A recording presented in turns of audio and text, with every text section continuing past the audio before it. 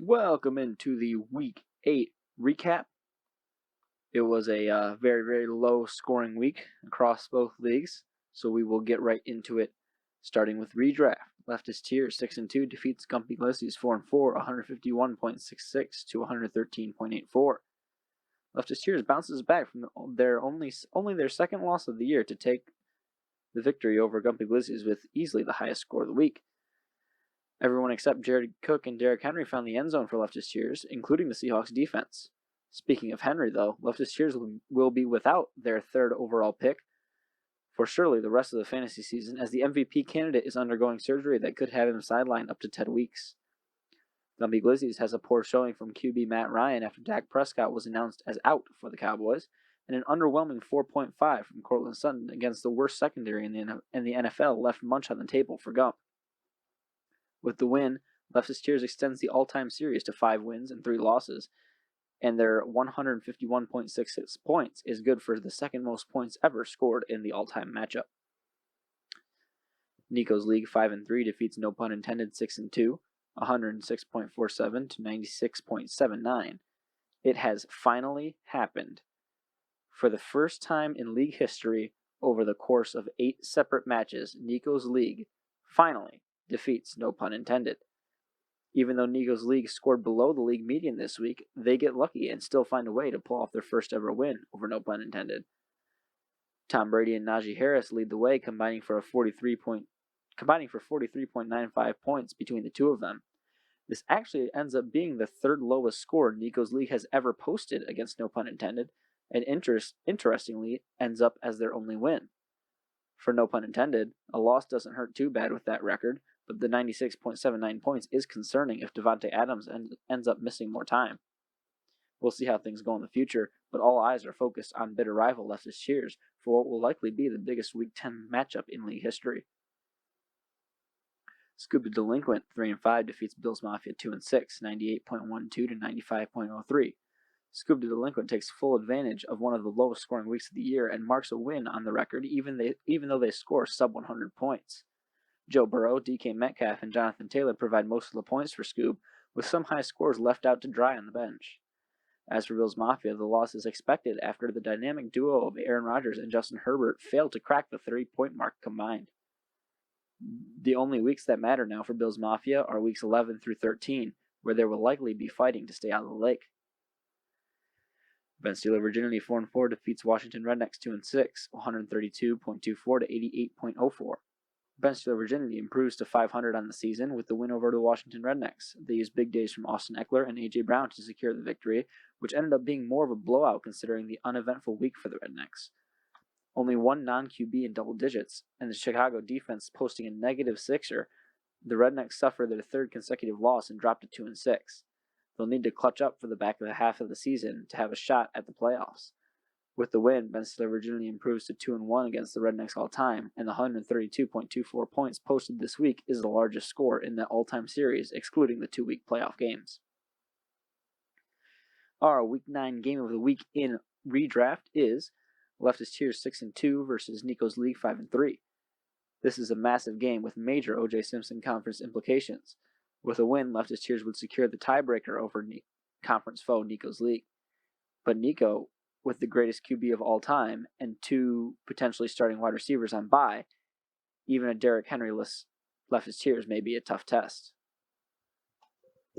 Our Week 9 power rankings for redraft, starting at the bottom at number 8, not moving Scoop the Delinquent. At number 7, not moving Washington Rednecks. At number 6, not moving Bills Mafia. At number 5, not moving Gumpy Glissies.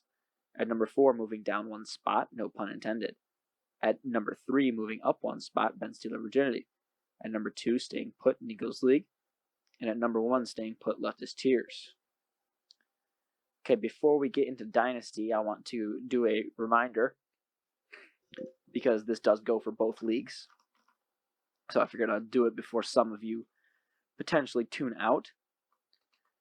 With 2 weeks left in the regular season, I figured I'll go over the playoff format. So, the newly added conference tournaments start week 11, in our single elimination 4-team bracket within each conference. The 1 seed in each conference gets to choose their semifinal opponent. The conference tournament games count for your regular season record. They do not count for any tiebreakers because of the imbalance of the schedule. So you will play 2 extra teams in your division, but you won't play the third. And because of the imbalance in that schedule, we will not count the tiebreakers. So the tiebreakers between certain teams, should they be needed to use, will be set in stone after week 10. So that includes head-to-head record and points for, set in stone after week 10 for the tiebreakers. So we will know who has tiebreakers over who after week 10, even though we don't know the final records of every team quite yet. The conference tournament winners and the next 3 best teams will make the playoffs. This means if you are top 3 after week 12 in record and then after the tiebreakers if needed to be used, you guarantee yourself a spot in the playoffs no matter who wins the conference championships.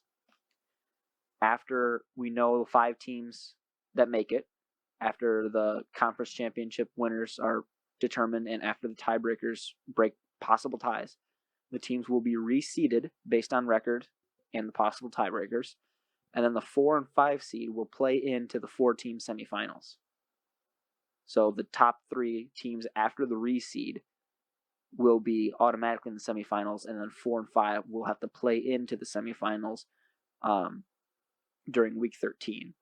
The semifinals will be week 14 and 15, and during those semifinals, the 6th seed and the 7th seed will play each other, and the loser goes to the last place game to play the 8th seed during weeks 16 and 17, which will also be the championship weeks for the semifinal winners, and the 3rd place game weeks for the semifinal losers.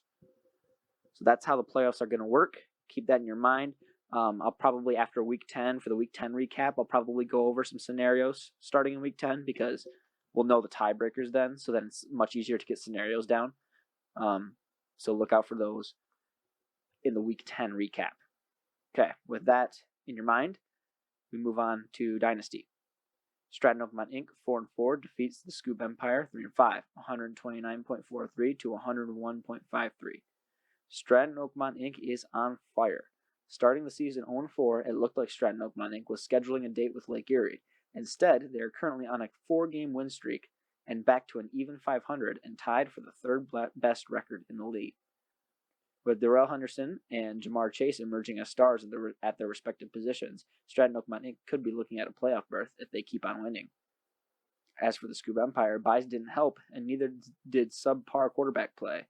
Scoop will look to bounce back against I Am They Week 9. Gump Dynasty 3-5 defeats Cumber Dynasty 4-4, 150.95 to 106.07. With big days from wide receivers Deebo Samuel, DK Metcalf, AJ Brown, and Amari Cooper, Gump Dynasty rolls to a big win over reigning champs Cumber Dynasty. Gump improves to 3-5, a crucial step in an attempt to stay out of the lake.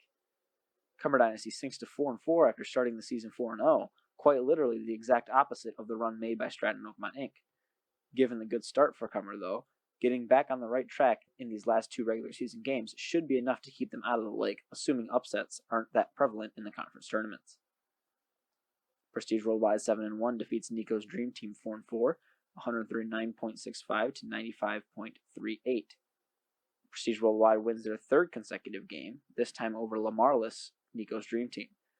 The Matthew Stafford to Cooper Kupp connection proves lethal again, and Geno Smith fills in well for the injured Dak Prescott.